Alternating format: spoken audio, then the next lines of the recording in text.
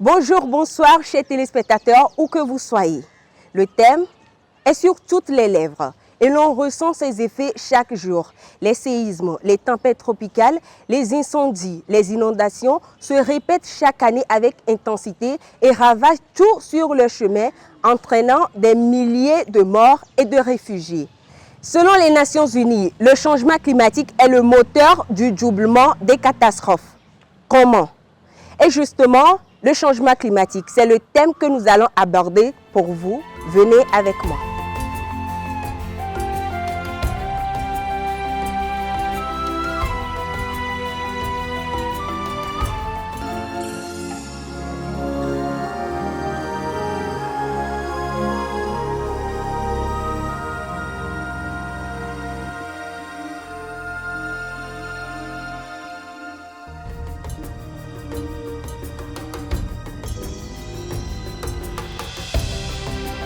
Bonjour monsieur le directeur. Bonjour madame. Ok, comme je vous le disais tantôt, nous avons pris rendez-vous avec le directeur de l'environnement, monsieur Koga Tiou Essobiou, avec qui nous allons aborder la thématique du changement climatique.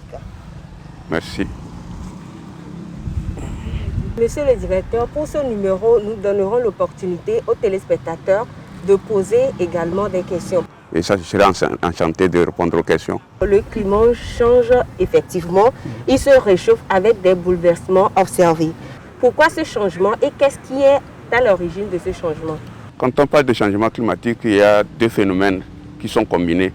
Le premier phénomène, c'est les activités naturelles elles-mêmes, à travers les volcans, à travers les émanations, à travers les séismes, qui dégagent certaines substances qui dégagent de l'énergie. Et ces substances sont appelées des gaz à effet de serre. Le second phénomène résulte des activités humaines, notamment les activités industrielles, agricoles, la gestion des déchets, la gestion des eaux usées et dans le transport, l'utilisation des hydrocarbures. L'ensemble de ces activités constituent des réactions chimiques et quand deux substances se collent ou bien se séparent, il y a toujours dégagement de la chaleur et cette chaleur contribue à l'élévation de la température et ça contribue au changement climatique. Quand vous suivez les discussions, souvent on parlait de ère pré-industrielle et ère industrielle. Pendant l'ère pré-industrielle, c'est la contribution des émanations naturelles elles-mêmes qui de temps en temps amenaient le climat à changer. Et la nature avait le pouvoir de gérer cette situation. Mais dès lors que les activités humaines viennent s'ajouter à ces phénomènes, la nature n'a plus la capacité nécessaire de faire face à ce phénomène-là. Et le climat change, il change jusqu'à ce que la température augmente. Monsieur le directeur, nous avons déjà notre premier interlocuteur. Nous vous écoutons. Depuis que je suis simulé namio, les Didja na kaka simle na mio. Ofifia ne Didja itona le miaba home. Ne ga keme mi le tote ko diabe ne ja unjano. E ga keme mi tote ko e ja na kaka itona le miaba home. Okambe ma bio unke gobe le soma. Vous avez bien dit qu'il ne pleut pas beaucoup, mais qu'il y a des inondations. C'est que les phénomènes de changement climatique ont fait de telle manière que le nombre de jours de pluie diminue, alors que la quantité de pluie qui tombe ne diminue pas substantiellement. Vient s'ajouter à cela l'imperméabilisation des surfaces de terre, avec les constructions des routes et les constructions des bâtiments et tout autre aménagement qui ne permet pas à l'eau de s'infiltrer. Ma question est, qu'est-ce que l'effet de serre? Très bonne question, j'allais justement poser la même question. Mais avant de revenir là-dessus, nous allons suivre Asver de Lorient.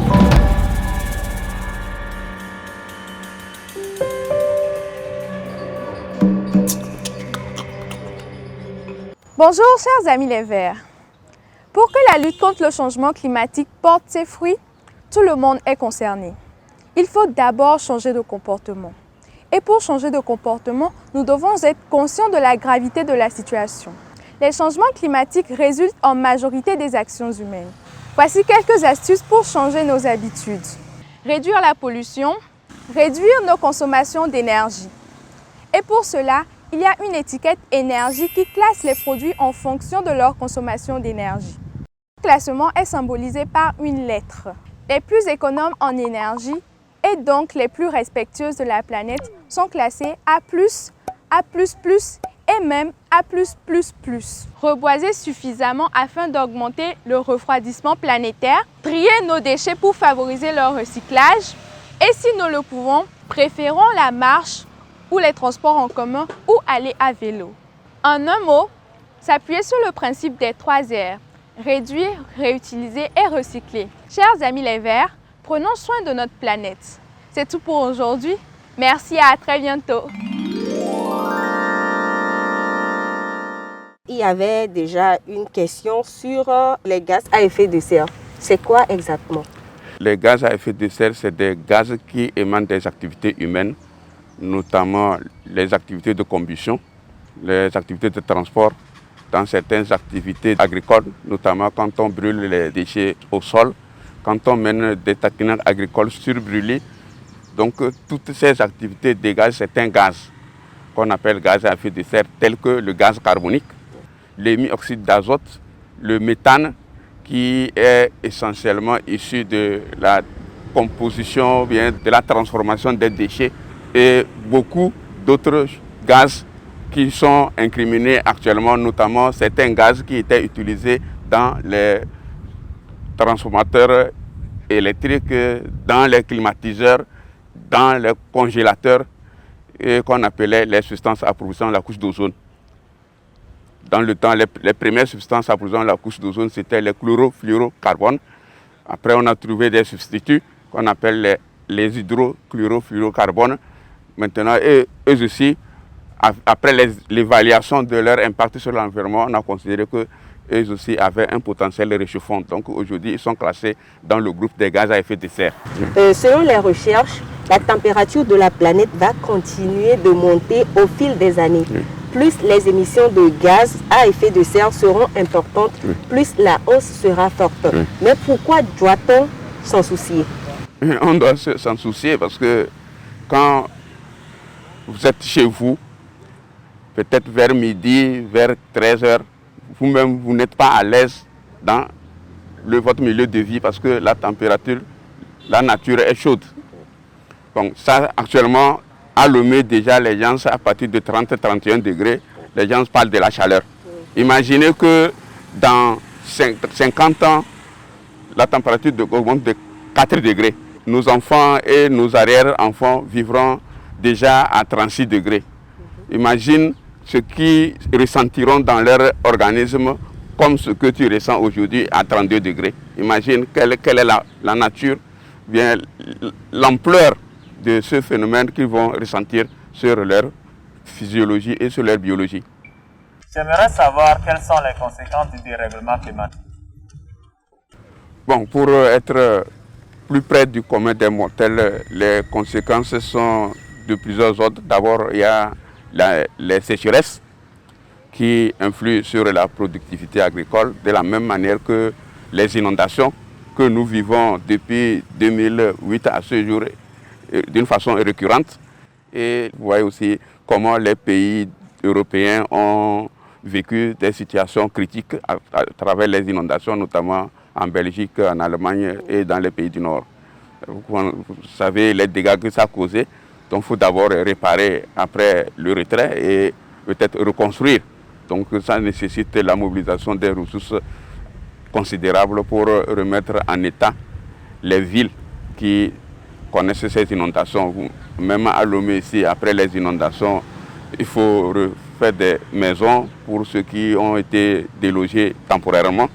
La fois passée, on était à un atelier, on nous a rapporté qu'il y a un agriculteur qui est allé une fois dans son champ, il constate qu'avec la sécheresse, tout ce qu'il a mis en terre est parti.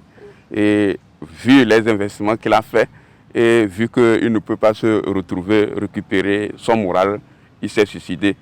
Donc voilà déjà là où ces questions de changement climatique peuvent amener les gens. La Terre est-elle ainsi condamnée? Y a-t-il rien à faire pour freiner ce phénomène?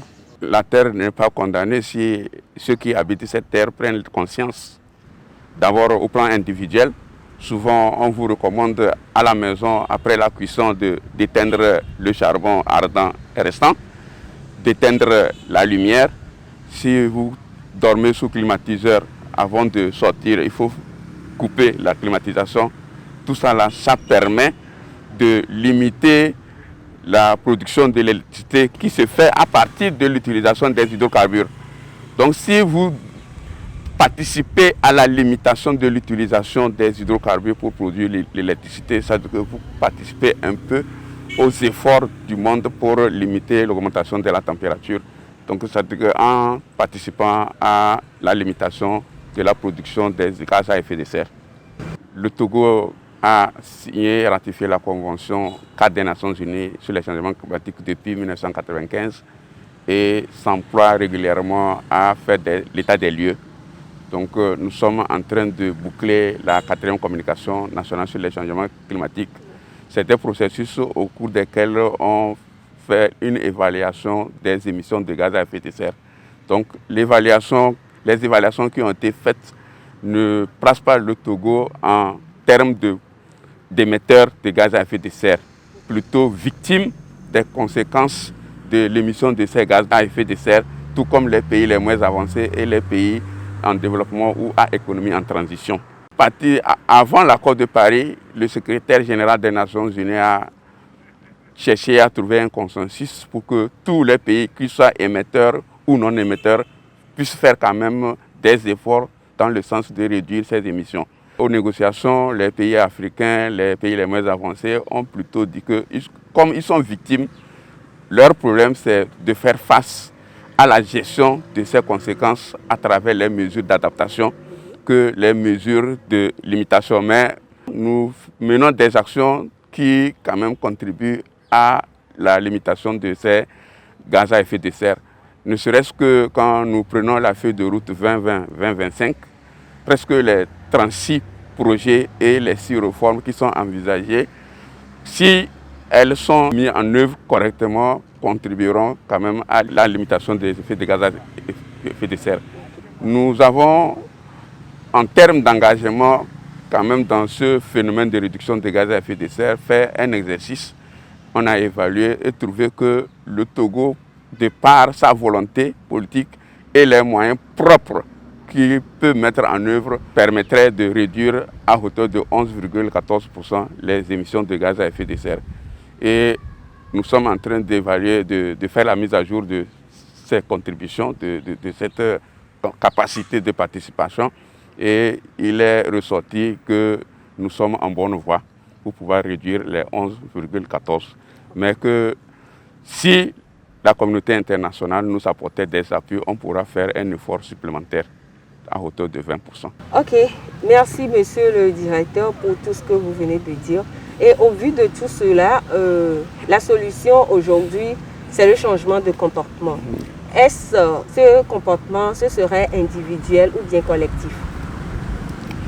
Oui, c'est individuel et collectif. Je dis individuel quand tous les citoyens prendront à cœur les recommandations ou les orientations politiques des dirigeants. Vous le savez que dans le cadre de la feuille de route, on a demandé au ministère de l'Environnement de veiller à ce que d'ici 2025, qu'on porte la couverture forestière à 25%. Parce que ce n'est pas le ministère de l'Environnement seul qui va faire cet effort, c'est tous les citoyens qui doivent le faire et toute autre organisation civile, publique, privée, ainsi de suite. Et le 12 mai passé, je pense que le chef de l'État lui-même a exhorté les Togolais à ce que d'ici 2030, qu'on puisse planter 1 milliard d'arbres. Donc ça ne sera pas le chef de l'État qui va le faire, les ministres non plus, c'est tous les citoyens togolais, les 8 millions de Togolais qui sont appelés à faire cet effort-là. Donc vous appelez ainsi la population ou bien le citoyen lambda, comme moi par exemple, à planter un arbre? Oui, tous les citoyens, lambda, alpha, bêta, lambda, gamma, est appelé à faire cet effort-là. Parce que 1 milliard d'arbres, là, nous sommes 8 millions, ça veut dire que chacun de nous devrait faire un effort de planter par an environ 1000 arbres. Donc ça aussi, les propriétaires terriens devaient quand même apporter une contribution en mettant à disposition les terres sur lesquelles le reboisement doit être fait. Merci, monsieur le directeur de l'environnement, monsieur Thiou Koga et Sobiou. Nous sommes menacés, tous nous le savons aujourd'hui. Pour cela, nous devons adopter de bons comportements au quotidien afin de limiter le réchauffement de la planète. Merci de nous avoir suivis. À très bientôt.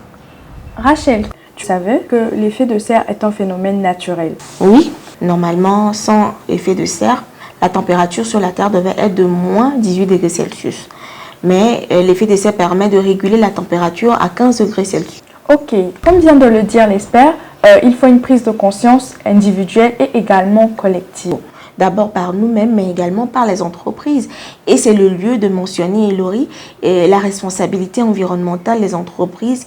La dernière fois, je suis tombée sur un article parlant d'une formation organisée par Simtogo à l'endroit de ses agents pour leur montrer comment réduire les émissions de gaz à effet de serre. Donc, je vais contacter quelqu'un là-bas pour en savoir davantage. Je vais me changer et j'y vais. Ok.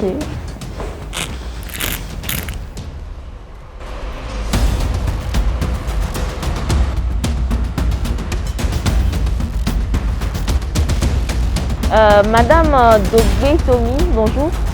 Alors, avec elle, nous allons parler de la formation faite à l'endroit des agents de Simtogo sur la réduction des émissions de gaz à effet de serre. Mais tout d'abord, madame, présentez-nous brièvement Simtogo. En Simtogo, nous sommes un cimentier et nous appartenons au groupe Hedeb Excellence, qui est un groupe allemand qui existe dans 60 pays à travers le monde. Nous sommes situés dans la zone portuaire Simtogo-Lomé. Nous existons également à Kara, Simtogo-Kara. Et nous avons également une usine au niveau de Tablido, à Sikatondi, Scantogo, dans laquelle nous produisons du clinker en fait. Au niveau de Simtogo-Lomé, nous sommes certifiés ISO 14001, qui est un système de management environnemental.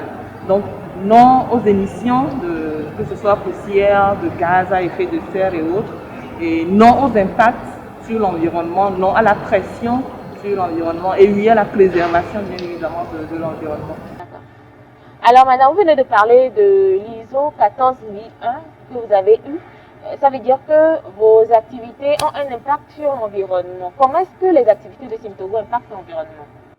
Nous avons des engins en fait qui interviennent dans la production du ciment. Quand je parle d'engins qui interviennent, qui font des manœuvres, qui prennent la matière première d'un endroit à un autre, de lieu de stockage vers les trémies. Également, à la fin de la production, ce sont des engins, ce sont des camions qui transportent nos matières à destination des clients. Durant ces trajets-là, ou durant les manœuvres des engins, c'est des gaz que nous émettons. Ces engins émettent des gaz, notamment le CO2, donc qui impactent directement l'environnement. Au-delà de ça, nous avons également des climatiseurs dans les bureaux, c'est un peu partout de façon générale. À notre niveau, nous travaillons vraiment sur tous ces aspects. La preuve en est, tout récemment, nous avons mis à faire une formation avec nos chauffeurs de camions, ceux qui transportent et le ciment et le clinker également, sur leur impact, bien évidemment, sur l'environnement. Au niveau de nos entrées, nous avons des agents de sécurité, des gardes, qui veillent pour vérification là. Un camion qui doit rentrer sur le site doit être correctement inspecté. Un camion qui est en état désolé ne rentre pas sur le site de charge. Voilà. L'environnement est vraiment une priorité pour nous. En termes d'environnement, c'est un leader qui ne badine vraiment pas là-dessus et il met vraiment les moyens pour que tout ce que nous avons à corriger en termes d'environnement soit. D'accord, merci beaucoup. Quelles sont les autres actions que vous faites en faveur de l'environnement? Il y en a pas mal que nous faisons, déjà en termes de reboisement et autres, mais je préfère plutôt que mon collègue, M. Gomado Kwame, vous donne plus de détails sur ce que nous faisons en termes de responsabilité sociétale et environnementale de notre entreprise. D'accord, merci beaucoup. Oui. Ok, on va se tourner vers M. Gomado. Je vous dis merci. Je vous en prie. Bonjour Monsieur Gomado. Alors tout de suite avec Madame Dogbe, nous allons parler des différentes actions que Simtogo fait en faveur de l'environnement. Dites-nous, quelles sont les autres actions? À chaque zone en fin d'exploitation, nous essayons de réhabiliter cette zone. Réhabiliter cette zone, ça veut dire quoi? C'est la fermeture des trous et ensuite faire le reboisement de cette zone. Donc de 2016 à 2021, il y a 80,4 hectares qui ont été réhabilités et reboisés. Et nous avons mis sur les 80,4 hectares 124 000 différentes espèces de plantes. Nous faisons également le reboisement compensatoire. Et pour cela, nous-mêmes, nous disposons d'une pépinière sur 2 hectares. En partenariat avec la population, nous faisons le projet d'apiculture, c'est-à-dire la culture des abeilles. Donc globalement, c'est ça que nous faisons. Alors, chers amis téléspectateurs, notre petite enquête au niveau de Simtogo se poursuit. Je suis actuellement avec M. Nyansa. Il est également responsable QHSE et il va nous parler des activités de Scan Togo à Tabligbo. Alors, M. Nyansa, dites-nous, à Tabligbo, et les activités que vous faites ont beaucoup plus d'impact sur l'environnement. Parlez-nous-en. L'activité même de Scan Togo, c'est en fait la clinkérisation. C'est-à-dire que c'est la puissance du clinker, c'est un phénomène chimique qui en fait produit du CO2. Donc, à Scan Togo, pour faire face à cette problématique de la CO2, nous essayons aujourd'hui de substituer dans le process le charbon que nous n'utilisons pas, ce que nous appelons les combustibles alternatifs. Nous avons également le projet de la biomasse. En fait, tous ces éléments cumulés vont impacter la réduction du CO2 fortement, son impact sur l'environnement. Nous avons également tout un programme sur la réduction du CO2 d'ici 2030. Ici même à Simtogo, nous avons une zone dédiée à la forêt où nous avons planté des arbres et mis des espèces. Et nous allons vous amener vers là pour que vous puissiez découvrir et regarder un tout petit peu ce que nous avons mis là-bas pour sauvegarder, pour préserver l'environnement au sein de notre entité. Donc on y va alors. Venez avec moi, on va aller découvrir la forêt de Simtogo à Lomé.